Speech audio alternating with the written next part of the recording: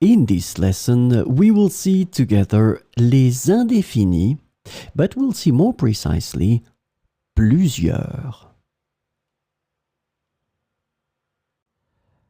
So, of course, the question is, what are les indéfinis?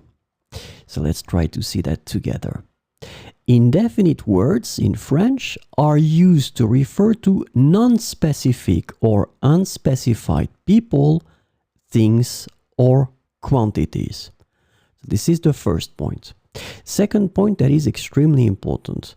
They often express concepts like quantity, frequency, or degree without specifying exact details. And this is a key thing with les indéfinis. You don't specify exact details. And the last point, they play a crucial role in constructing sentences that refer to indefinite or unspecified concept. So clearly, if you don't really want to be specific, you will have to know and master les indéfinis. In this lesson, we will see plusieurs, and the indefinite plusieurs can be translated to several, many, or a number of in English. And we'll see 4 examples with plusieurs.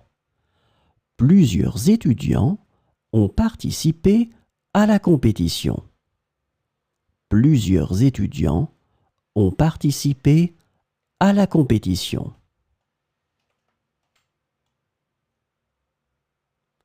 Nous avons visité plusieurs villes lors de notre voyage.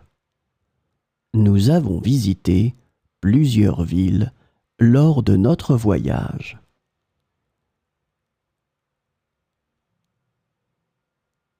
Elle a acheté plusieurs paires de chaussures pendant les soldes.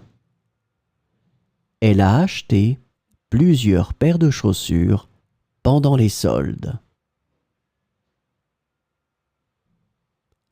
Plusieurs idées ont été proposées pour améliorer le projet.